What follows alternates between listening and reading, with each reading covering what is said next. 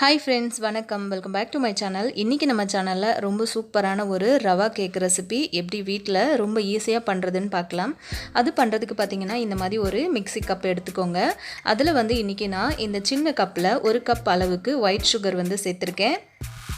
இப்போ இந்த ஒயிட் சுகரை நல்ல ஒரு பவுடர் பண்ணி நம்ம எடுத்துக்கலாம். பாருங்கள், இந்த மாதிரி நல்ல ஒரு ஃபைன் பவுடராக அரைச்சி எடுத்துக்கோங்க. இப்போ இந்த ஒயிட் சுகர் கூட நம்ம சுகர் எடுத்த அதே அளவு கப்பில் 1 கப் அளவுக்கு திக்கான தயிர் எடுத்திருக்கேன். கொஞ்சம் புளிப்பு இல்லாத தயிராக பார்த்து எடுத்துக்கோங்க. கூடவே இப்போ நம்ம சுகர் தயிர் அளவுக்கு எடுத்தோம் இல்லையா, அதே கப்பில் 2 கப் அளவுக்கு பால் எடுத்துக்கலாம். பால் சேர்த்த பிறகு நீங்கள் மிக்சியில் இன்னொரு தடவை கிரைண்ட் பண்ணிவிட்டு ஒரு மிக்சிங் பவுலில் இந்த மாதிரி நம்ம சேர்த்துக்கலாம்.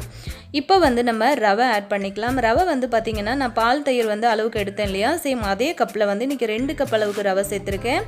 நான் சேர்த்த ரவை பார்த்திங்கன்னா ரொம்ப சின்ன ரவையாக இருந்ததுனால நான் அப்படியே சேர்த்துட்டேன். உங்கள்கிட்ட பெரிய ரவையாக இருந்ததுன்னா கண்டிப்பாக ஒரு தடவை மிக்சியில் ஒரு 2 சுற்றி எடுத்துக்கோங்க. 1 கப் ரவை ஆட் பண்ணினதுக்கப்புறம் நல்லா கட்டி இல்லாமல் கலந்து விட்டதுக்கப்புறம் திரும்ப இன்னொரு கப் ரவையும் ஆட் பண்ணிவிட்டு இந்த மாதிரி கட்டி இல்லாமல் கரைச்சி விட்டுக்கோங்க. இப்போ நான் 1 ஸ்பூன் அளவுக்கு கோதுமை மாவு இதில் சேர்த்துக்க போகிறேன்.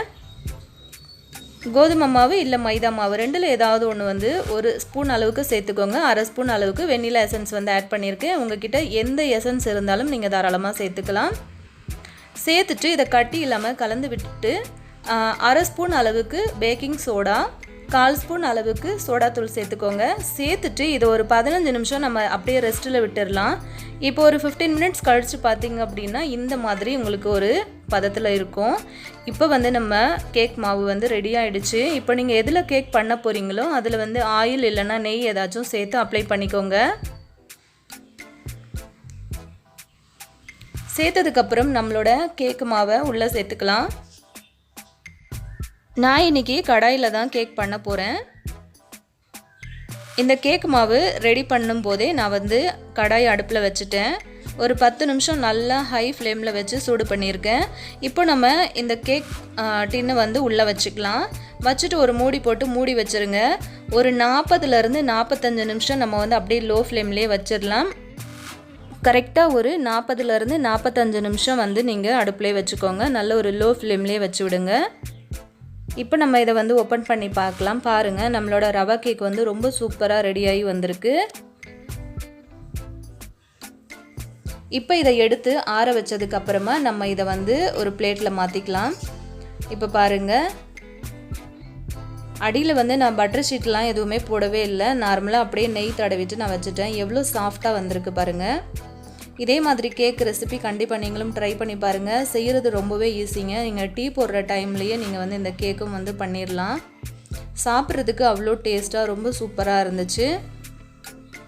இப்போ இந்த லாக்டவுன் டைமில் நம்ம கண்டிப்பாக வெளியில் போயிட்டு இந்த மாதிரி கேக்லாம் நம்ம வாங்க முடியாது இல்லையா. ஸோ நம்ம வாங்கி வச்சுருந்தா கூட ரொம்ப நாளுக்கு ஸ்டாக் வச்சுருக்க முடியாது. இந்த மாதிரி நம்ம ஈஸியாக வீட்லேயே பசங்களுக்கு ரொம்ப குயிக்காக பண்ணி கொடுத்துடலாம். பாருங்கள், ரொம்ப சாஃப்டாக இருக்குது. இந்த மாதிரி சின்ன சின்ன பீசஸாக கட் பண்ணிவிட்டு நீங்கள் டீ டைமில் கொடுத்தீங்க அப்படின்னா ரொம்ப அழகாக என்ஜாய் பண்ணி சாப்பிடுவாங்க. பாருங்கள், எவ்வளோ உதிரியாக ரொம்ப சாஃப்டாக வந்திருக்கு அப்படின்ட்டு. கண்டிப்பாக இந்த கேக் ரெசிபியை நீங்களும் ட்ரை பண்ணி பாருங்கள். ஏதாச்சும் டவுட் இருந்ததுன்னா கீழே இருக்கிற கமெண்ட் செக்ஷனில் சொல்லுங்கள் ஃப்ரெண்ட்ஸ். தேங்க்யூ.